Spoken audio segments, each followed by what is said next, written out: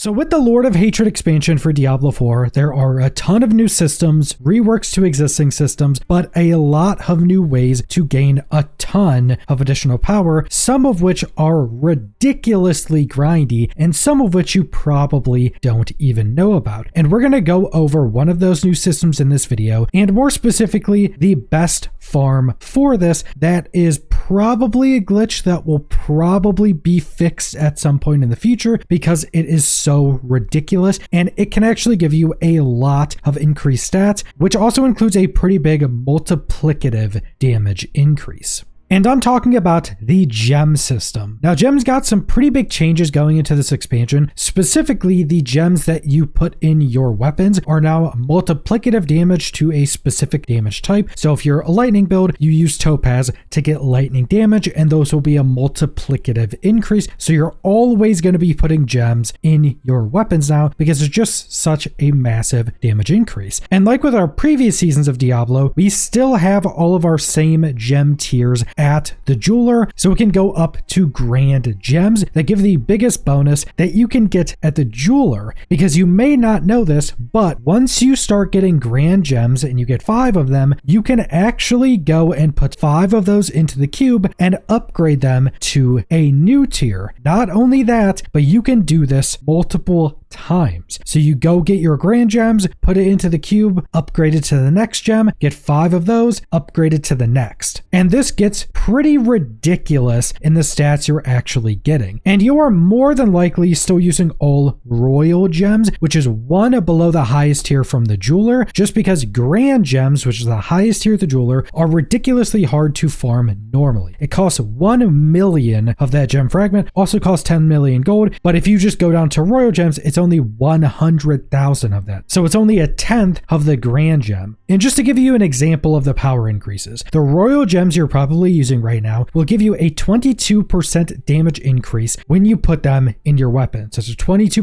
multiplicative damage increase, and you can have 2 of them. Now going up to grand will obviously give you a 24% damage increase, but as you start to upgrade those grand gems in the cube, you can continue to upgrade until you have a 32% multiplicative damage increase specifically for the gems in your weapon. So that is pretty ridiculous. It's 10% over the gems you're probably using right now, and that's 2 gems, so it's overall a 20% multiplicative damage increase. And this is also for all of the other gems in your gear. I think most people are still using diamond gems in their jewelry. You can continuously upgrade those to get even more resistances, and then you'll probably have 1 piece of armor with 2 of your main stat gems in it. All of those you'll be able to continuously upgrade to get more and more stats, and this is a lot more stats as we just went over. But that brings us to the glitch farm. So if you head over to Scovos and look for the Seer's Rest dungeon, this is going to be the dungeon you are spam running. And in fact, it's like a 10-second mounted ride outside of Temis, the main city that you've probably been doing everything in this expansion. So you can just mount up from the city right over there, then you're at the entrance of the dungeon, and all you're going to be doing when you enter this dungeon is finding your way to the boss. You don't have to kill anything, you don't have to do anything, you just have to run your way to the boss. Usually I just go up.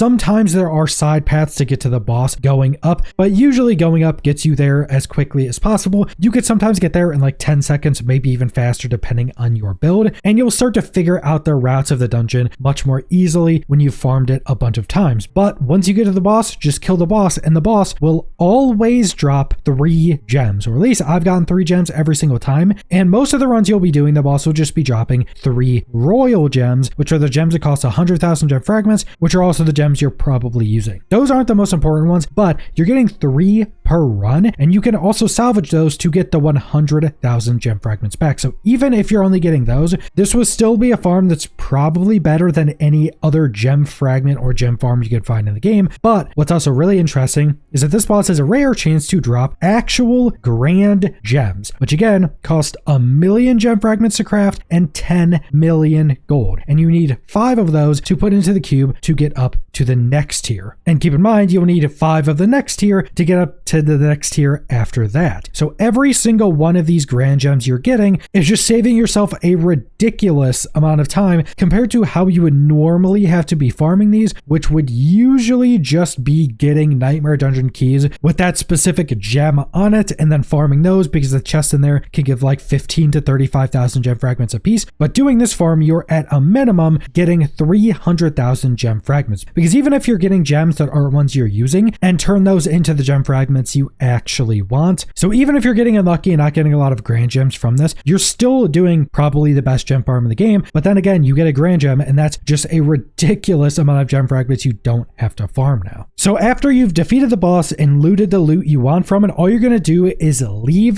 that dungeon. And then once you're outside of the dungeon entrance, you're going to have to go to your map and you click on the quest log. And at the bottom, there will be a button that says reset dungeons. That's all you're going to do. You're just going to teleport out of the dungeon, reset the dungeon, go back in, rinse and repeat, running to the boss, defeating the boss, and doing it over again. And this is actually such a massive power increase that pretty much no matter where you are in the game, this should be worthwhile doing. Now, the one thing I don't know is if increasing your difficulty gives you a higher chance to get the grand gems, or if it increases anything else. I've just been doing this on Torment 10 because I could still kill the boss super quickly on Torment 10. Presumably, unless there's a higher chance to get grand gems, a higher Torment you go in, which I don't think is the case, you could just go do this on like Torment 1, and pretty much any build could do Torment 1, and you'll be able to do this and farm this the exact same way. So even if you just started into the end game, you can go do this farm very quickly. And also, if you just got into the end game and you don't have all royal gems yet, go do this right now, because in like 10-15 minutes, you'll have every gem you need for that point, and just jumping up to royal gems at the start of your end game journey is a massive power increase. And then you can just keep getting it to keep going higher and higher in the gem tiers, which again are going to be massive power increases overall. And like I mentioned, this does seem to be something that is not intended. So I would recommend going and farming this right now. And if you want to, and if you really want to try to min-max some builds this season, I would definitely recommend putting a decent amount of time into this, because this farm is just so incredibly strong. Farming gems in any other way besides this that I know about so far would just take a ridiculous amount of time, and will also take you just essentially gambling nightmare sigils to try to get dungeons with the specific gem fragments you want in it, and it's still slower than just doing this dungeon. But that's all I want to go over, so thanks for watching.